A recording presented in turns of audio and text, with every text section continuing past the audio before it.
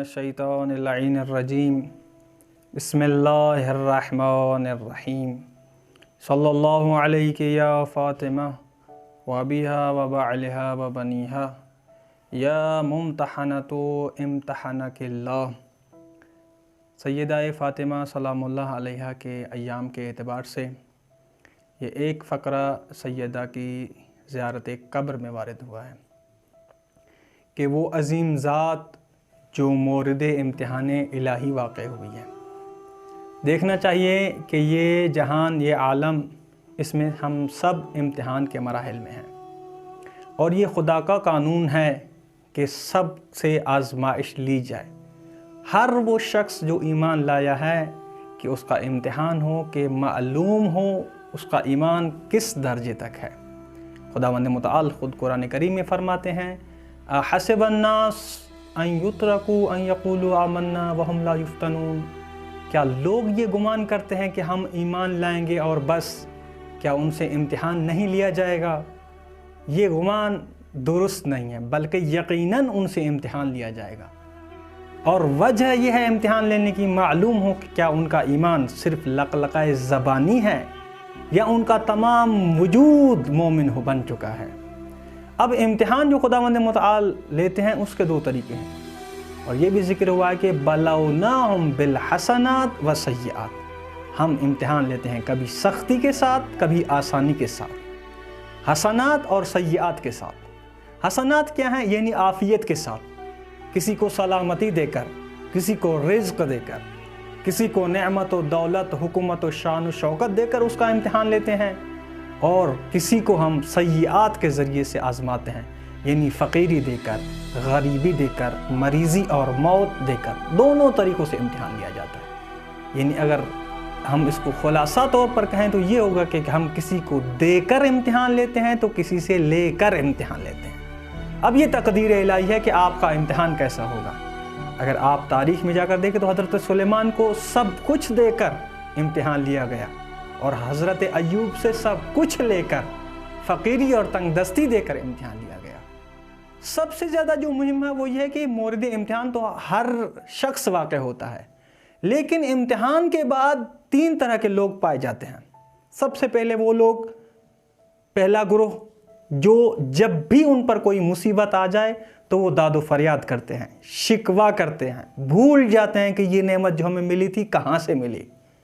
इज़ा मस्सहु शर्रु जज़ुआ, खुदावंद मुतआल कुरान में फरमाते हैं जब भी उनको कोई मुसीबत आए तो वो जज़ा व फ़ज़ा करते हैं, यानी ये कहते हैं कि हमारे साथ ही क्यों, मेरा बेटा ही क्यों मर जाए। और ये कुफ़रान नेमत है। तो पहले वो लोग जैसे ही उन पर कोई भी मुसीबत आ जाए, कोई भी मुश्किल घड़ी आ जाए तो वो फरियाद करते हैं और शिकवा करते हैं। दूसरे कौन से लोग हैं? दूसरा ग्रोह वो है जो सब्र करते हैं और ये कहते हैं चूँकि अल्लाह ने किया है, अल्लाह की मर्ज़ी, हम सब्र करते हैं। और इसकी आप मिसाल किसी हॉस्पिटल में चले जाएं, किसी बंदे से आप पूछ लें कि आपकी तबीयत अहवाल पुरसी करें तो वो कहेगा कि बस मरीज़ तो हो चुका हूँ, बस अब अल्लाह की मर्ज़ी। यहाँ पर अगर दिक्कत करें तो मालूम होता है सब्र कर रहा है वो शख्स, लेकिन उसके दिल में एक शिकवा है, बस अल्लाह की मर्ज़ी, अब हो जो गया है तो सब्र कर रहा हूँ। उसके दिल में शिकवा है, सब्र है, लेकिन शिकवा दिल के बावजूद। कामयाब तरीन वो शख्स है जो तीसरे मरहले में दाखिल है। ये वो लोग हैं जिनसे इम्तिहान लिया जाए तो वो सिर्फ जज़ा व फ़ज़ा नहीं करते, फरियाद नहीं करते, सिर्फ सब्र नहीं करते, बल्कि सब्र के साथ शुक्र और राज़ी रहते हैं। जो ये मैंने फ़करा पढ़ा, या मुम्तहनतु इम्तहनकिल्लाह, ऐ वो ज़ात के खुदा ने जिसका इम्तिहान लिया, ये वो फ़ातिमा है जो राज़िया मर्ज़िया हैं, जो हर मुसीबत में सब्र करती हैं, सब्र के साथ शुक्र करती हैं, शुक्र के साथ राज़ी रहती हैं और ये समझती हैं कि चूँकि खुदा की तरफ से है, सिर्फ हमें सब्र करना नहीं चाहिए, इस पर भी हमें शुक्र करना चाहिए। ये राज है सैयदा के इस लक़ब का, फ़ातिमा राज़िया और मर्ज़िया। कैसे सब्र? अगर सैयदा की ज़िंदगी पर आप जाकर थोड़ी सी मुताला और तहक़ीक़ करें तो सैयदा का एक छोटा सा घर, उस घर में 4 बच्चे।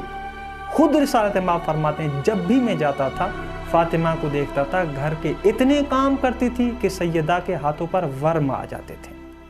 लेकिन उसके बावजूद اس سیدہ نے کبھی بھی اپنے شوہر کے ساتھ کسی بھی چیز کی شکایت نہیں کی، حتیٰ کہ اگر علی سے پوچھا جائے علی آپ نے فاطمہ کو کیسے پایا، اتنی مشکلات کے باوجود سیدہ نے بغیر اسی کے کوئی شکوہ کرے، علی جو سب کے لیے مشکل کشا ہیں وہ فرماتے ہیں فاطمہ اللہ کی عبادت میں میری مددگار ثابت ہوئی ہے۔ اور آج کل کے دور میں اگر ہم کسی کہیں کہ جیسے کہ ہمارے انبیاء اور ائمہ معصومین صبر و شکر کرتے ہیں، آپ کیوں نہیں کر رہے؟ مثال کے طور پر کہتے ہیں پیغمبر جو بخشش کیا کرتے تھے، پیغمبر جو عطا کیا کرتے تھے، آپ کیوں نہیں کر رہے؟ تو آج کل کے ایمان لانے والے یہ کہتے ہیں کہ اگر ہم بھی ایسے کریں تو کیا ہم پیغمبر نہیں ہوتے؟ یہ فرار مسئولیت ہے۔ وہ کہتے ہیں ہم ایسے نہیں کر سکتے، یعنی وہ یہ جانتے ہیں کہ جو بھی کام انبیاء اور ائمہ نے انجام دیا ہے وہ اس منصب کی وجہ سے دیا ہے، ایسے نہیں ہے۔ پیغمبر نے جو بخشش کی ہے، جو عطا کیا ہے، اس جہت سے نہیں کی کہ وہ پیغمبر ہے۔ لیکن قرآن کو آپ جا کر دیکھیں، قرآن آپ کے لیے کیا فرماتے ہیں؟ فرماتے ہیں لَقَدْ كَانَ لَكُمْ فِي رَسُولِ اللَّهِ أُسْوَةٌ حَسَنَةٌ، رسالت مآب آپ کے لیے نمونہ عمل ہیں۔ اگر وہ بخشش کر سکتے ہیں تو آپ بھی بخشش کریں، فرار مسئولیت نہ کریں۔ یہ نہ کہیں کہ وہ نبی تھے کرتے تھے، ہم کرتے تو ہم نبی ہوتے، نہیں۔ رسول آپ کے لیے آئیڈیل ہے، تو ہر وہ کام جو رسول کرتے ہیں آپ کو وہ کام اپنانا چاہیے۔ اور یہ جب بیان کرتے ہیں کہ سیدہ نے 3 دن تک کھانا نہیں کھایا، اپنا کھانا یتیم مسکین اور غریبوں میں بانٹ دیا، تو وہ کہتے ہیں ان کا پیٹ جنت کے طعام سے بھرا ہوا تھا۔ حقیقت میں ایسے نہیں ہے، یہ یہاں پر بشر بن کے آئے ہیں۔ اگر ایسے ہوتا تو رسالت مآب جنگ خندق میں یہ نہ فرماتے کہ جب ہمیں بھوک لگتی تھی تو ہم اپنے پیٹ کے ساتھ پتھر باندھ دیتے ہیں۔ یہ حقیقت ہے کہ ان کو بھوک لگتی تھی، لیکن اللہ کی رضایت کے لیے شکر بھی کرتے تھے اور عطا بھی کرتے تھے۔ جب اس طرح سے ایک تربیت کی جائے تو جتنی بھی مصیبتیں ہیں تو یہ ہر جگہ پر اللہ کا شکر کرتے ہیں۔ ایک اہم ترین مثال ہمیں اس بطول سلام اللہ علیہ کے گھر سے یہ ملی کہ جناب زینب سلام اللہ علیہ سب سے بڑی قربانی دینے کے بعد اور امتحان کے گزرنے کے بعد جب یزید ملعون نے سیدہ کو کہا کہ اللہ نے آپ کو کس طرح ذلیل و رسوا کیا، تو سیدہ کا صبر و شکر دیکھیں، سیدہ نے ایک جملہ فرمایا ما رأیت الا جمیلا، جو کچھ بھی ہوا ہے وہ اللہ کا جمال و کمال ہے۔ خداوند متعال ہمیں ان اہم ترین ہستی اور بلند مقام ہستیوں کے پیش قدم چلنے کی